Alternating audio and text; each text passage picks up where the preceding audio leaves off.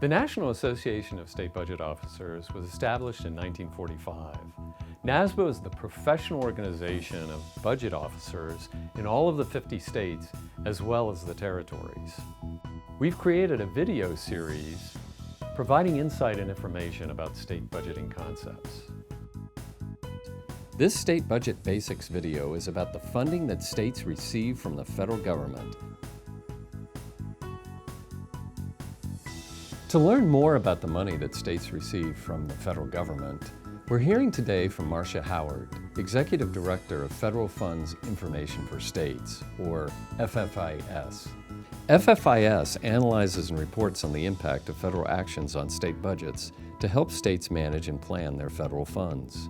How much does the federal government give to states to spend, and what do they spend it on? You know, it's a lot, and what most people don't know is it's the single largest source of revenue to states. You know, they may get more from all of their taxes, but there isn't a single tax source on average that is that big. It's approaching a third of all state spending comes from the federal government. Federal funds support a wide range of programs in areas such as healthcare, social services, transportation, and education.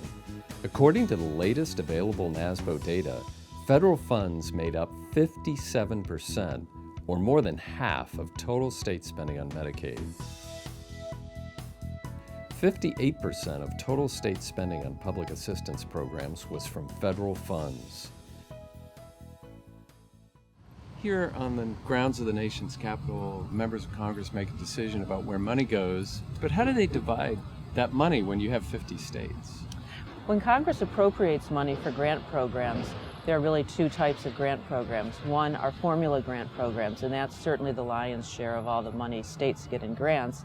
And then a much smaller percentage is allocated in competitive grant programs or project grants. And if a state applies for a grant, is it likely that they'll get the grant? When states apply, there's no guarantee that they'll get the money if it's a project grant or a competitive grant. Now, what we find in some cases is that different trenches of money are released, and states may not win on the first round, but then they may win on the second round or the third round. But there's absolutely no guarantee that states will get the funding, unless the funding is devoted to states. If it says this competitive grant program is for states, then some states may win and some states may lose, but a state will win the funding. Tell us about matching grants. Many programs have a requirement that in order to get federal funds, states have to kick in some share of the program. And so it may be that the states kick in a 20% share, 15% share. Sometimes you'll see during periods of fiscal stress, Congress will waive those matching requirements to try to help states out. That happened during the Recovery Act in the last recession. But in general, states do have to put up a share of many state grant program costs. Besides federal grants, other forms of federal spending also have an impact on state budgets. There are four ways that federal funds find their way into states. One is through procurement, two, through wages and salaries, three, through direct payments in programs such as Social Security and retirement, and the fourth is through grant funding.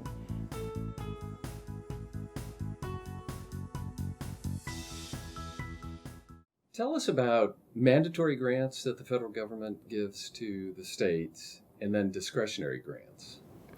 Mandatory grants are grants that states receive from the federal government, where the federal government has set the rules, the eligibility for programs, and they're committed to funding as much as is required. As many people meet those requirements, they will fund it.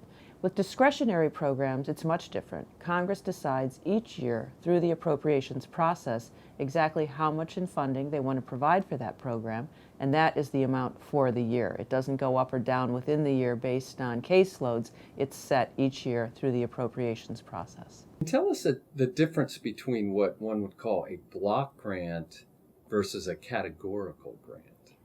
Block grants and categorical grants are broad descriptions of different kinds of grant funding states receive. A block grant is something that states like quite a bit because what it means is that it's available for a broad range of purposes. It isn't highly prescriptive. In contrast, a categorical grant has a much narrower scope and purpose so that states can really only use it in one or two ways in order to meet the criteria of the grant program. We often hear something called maintenance of effort. Could you explain and define that? And the point of a maintenance of effort requirement is the federal government saying, okay, you used to put this money into early childhood education, and now we're going to make money available for early childhood education. So that maintenance of effort requirement says, whatever you were spending on early childhood education, you must keep spending it in order to access these federal funds. States do receive a lot of money from the federal government, but all of that money comes with strings attached. So we talk about block grants or categorical grants. We talk about mandatory programs or discretionary programs.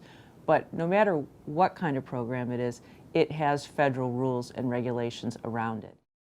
Sometimes the federal government may establish a new law or requirement that imposes costs on state governments. This is often referred to as a mandate. And certain federal tax breaks can have implications for state budgets as well. State organizations and policymakers follow potential federal policy changes in these areas too, in addition to direct federal grants to states in order to determine their fiscal impact on states. To recap, nearly 1/3 of total state spending comes from federal funds. These funds support numerous program areas and come in different forms. When federal grant funding levels or various other federal policies are uncertain, this can create challenges for states trying to plan their budgets. As you can see, the state-federal fiscal relationship is very important, where the power to govern is shared between different levels of government. We hope this video has provided you a better understanding of the federal budget's impact on states. We encourage you to take a look at our other videos on state budget basics at NASBO.org. The National Association of State Budget Officers is a nonpartisan, nonprofit organization helping inform citizens about state budgets.